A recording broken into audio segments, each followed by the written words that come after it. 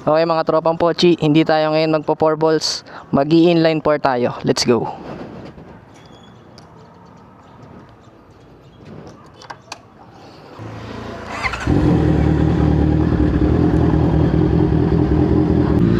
Ang baho ng basura. So ito first impression natin sa CB650. As a scooter owner, try naman natin mag big bike. Smooth siya marangkada, no? Sa singit-singit, kaya naman. Kaya pa rin naman isingit-singit. Agile pa rin naman siya kahit sabi mo big bike siya. Ano?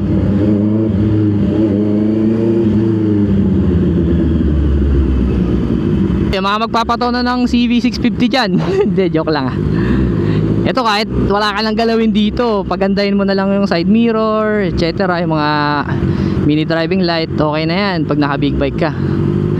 Eka nga nila, you made it na pagka nagkaroon ka ng big bike. Nakash O saan nakukuha? Wala pa tayong pang cash. Disclaimer hindi sa akin to nahiram lang din.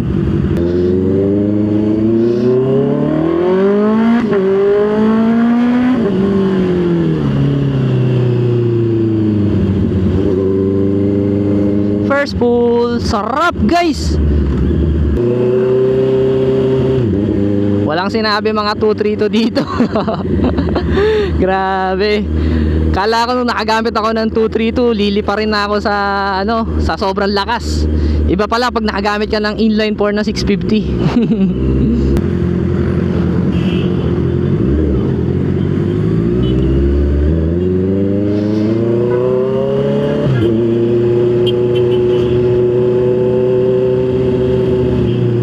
Ang sarap ng screamer talaga, Diyos ko po. Ang red line niya 12k RPM. Yung click natin is nasa 10k ang red line. Ito 12k, walang rev up. All stop. Napiyok.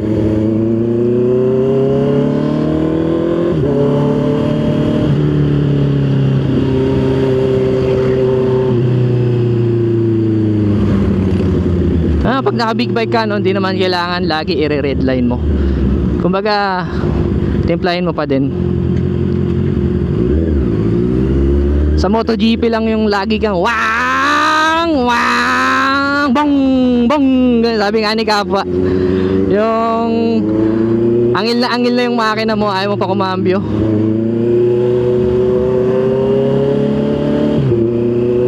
Dito mga 4k RPM, yan, pwede na yan. Don't get me wrong first time ko mag big bike Ang mga manual na nagagamit ko TMX lang. So manghang-manga talaga ako sa power ng 650. Kasi ito rin yung dream bike ko, buti may nagpahiram sa atin. So yun, reviewin ko lang to saglit ng mabilisan as a noob. Asa walang big bike, asa walang pambili. Napakasaya talagang, it gives a smile on your face. Talagang pagka nakagamit ka nito yung ma-i-inspire ka, ma-inspire ka magtrabaho, magsikap para makabili ng ganito. Diba? Syempre, as trophy na rin. Sarap. Grabe. Ayun lang ang cons niya, pag sanay ka sa scooter, nakakangawit siya. Legit, like for real.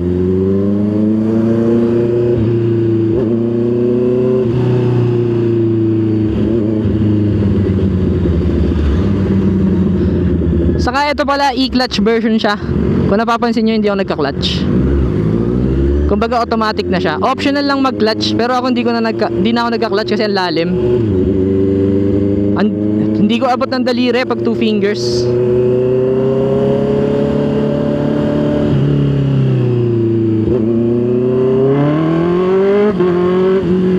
You know, first pull. Thank you Lord. Ganun lang, ayoko isagad, di naman sa akin to Mamaya maperwisyo ko pa bayad pa ako. So pagka yan, nanghiram kayo ng gamit, ingatan nyo na parang sa inyo yung motor. Paalala lang guys, huwag nyo i-red line. Unless may permission guys sa may-ari. Solid. Grabe din yung handling niya. Talagang smooth. Mabigat siya na smooth. Ala na. Manghihina na ako nito sa motor ko. Isipin ko doon, ay, stock. Yak. Honda Click 59 takbong stock. Yak. Nice. 'Di ba? Pag nakagamit tayo ng ganito, may inspire tayo magsumikap para makabili tayo. Saan nga ba yung sashimi na yun?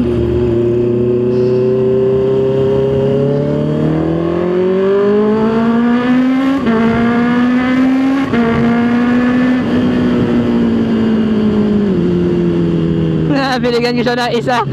Napakasarap, papi. Talaga yung laman mo, uurong yung pet mo. Pati itlog.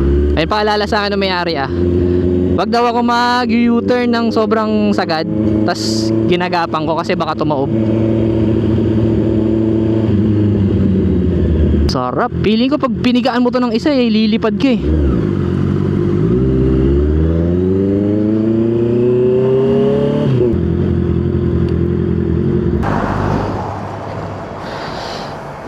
Bibili lang tayo ng sashimi. Pabili po. Pagbibili kayo sashimi dito. Ano pangalan ng store mo, kuya?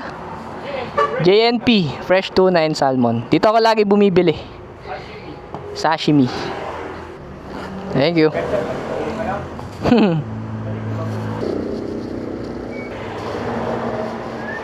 Sashimi yan. Dito lang yan kay JNP Fresh Tuna. Ayan o, isang cons ng naka big bike. Pagka may binili ka, wala kang paglalagyan. Tanyo tong sa akin, nakasabit. Yan, big bike pa more. Bigla ako na-miss yung click ko, So yan, sabit gaming lang pag naka big bike.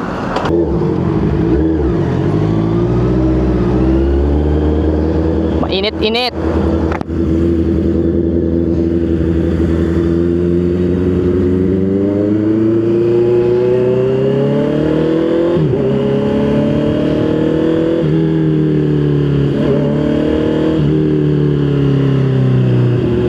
Sarap isa pa pagka naka big bike ka, ang taas mo sa sa daan.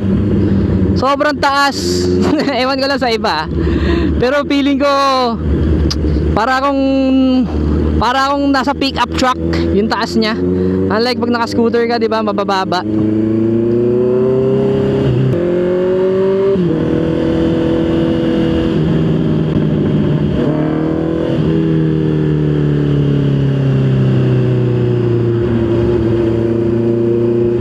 Sarap! Ayun nga lang ang pinaka-cons ko, Pagka nagka-big bike pala ako, dapat lagi ako may backpack. Kasi lagi ako madaming dala. May dala akong Jisoo Life na electric pan, may dala akong mga pang-vlog, may dala akong pamalit na damit, pamalit na brief. Sa pamalit na brief, pag naulanan ka, kasi mahirap basa brief mo.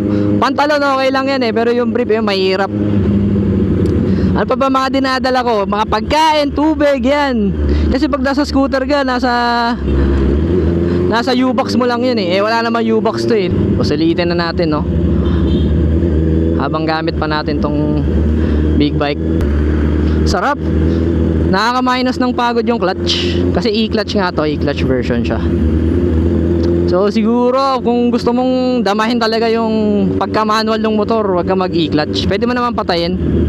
Pero syempre pag tulad nito, ganitong nasa city driving ka lang, traffic, worth it. Worth it yung mga ganito e-clutch. Pati yung auto blip, yung mga ganyan, sleeper clutch.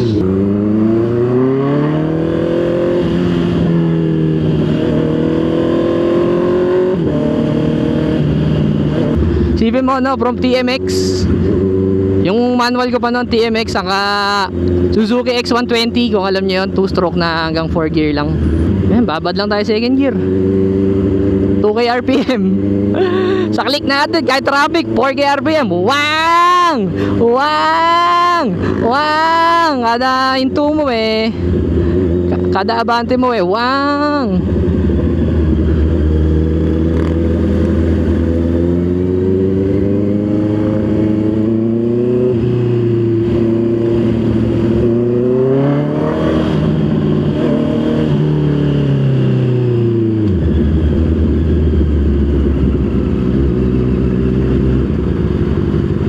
Cute ng motor niya, ano yun. Alam ko Rusi Mojo yun eh, kasi pinangarap ko yun eh. Nung bata-bata ako, nakabike pa lang ako. Meron ako nung 8K. Sabi ko, upgrade ko ba yung bike ko o bibili ko ng motor? Nakakita ko nun, Rusi Mojo. Angas ka ako nito, mukhang Ducating maliit. Ang benta nung seller, 12K. Ayaw niya pumayag ng 8K. Kaya yun, ang kwento nun, nag-upgrade na lang ako ng bike. Nagkamotor ako ano na yata ako, 20 years old.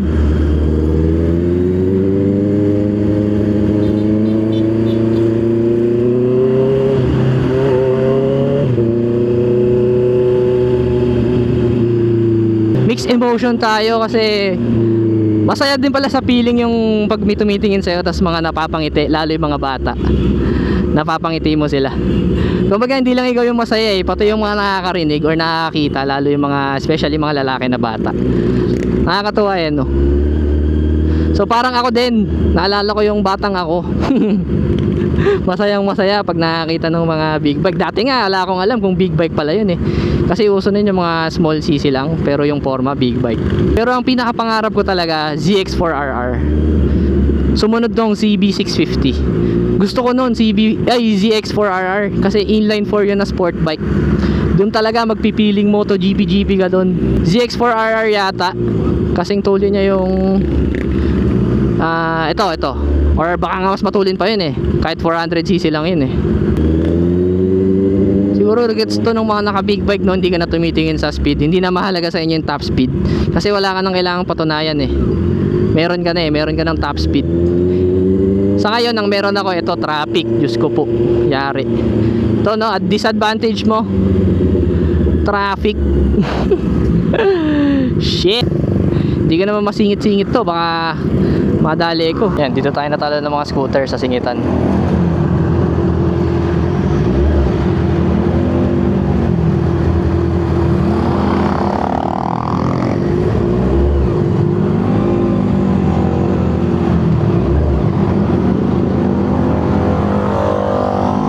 Talon-talo tayo sa singitan. Bye bye. Niliigan. Nabibigatan pa ako eh, hindi ko pa siya gagamay talaga eh. Sa power nito, yung mga ganyang kaliliit na tawag dito, ganyang kaliliit na distansya mo sa mga ibang sasakyan, tas ganito kalakas power, nakakaalangan, 'di ba? Maka-aksidente ka pa, di nangabala ka lang ng tao, nakabala ka na, naabala ka rin. Sheesh, ganito talaga dito sa Malolos guys. Sangasanay na rin naman na ako. Ayoko naman maggilid kasi mahaharangan ko sila.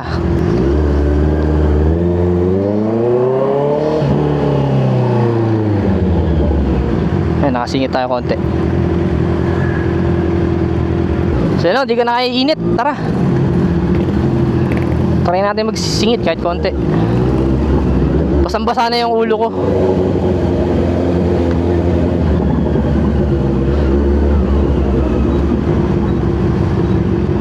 Grabe. Tas yung singaw ng makina, sayo lahat. Ayan, sad reality in the Philippines pag naka big bike.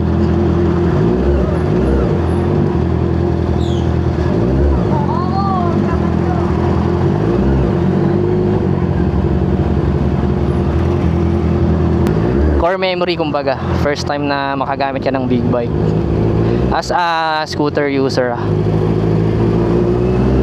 So siguro kapag sumubaybay kayo ng pagkatagal-tagal, maabutan nyo kung magkaganto. Ito yung content natin, di ba? Level up. Hindi na tayo puro CBT, puro na tayo kalikot ng big bike. Gusto ko pag nagka big bike ako pa rin kumakalikot.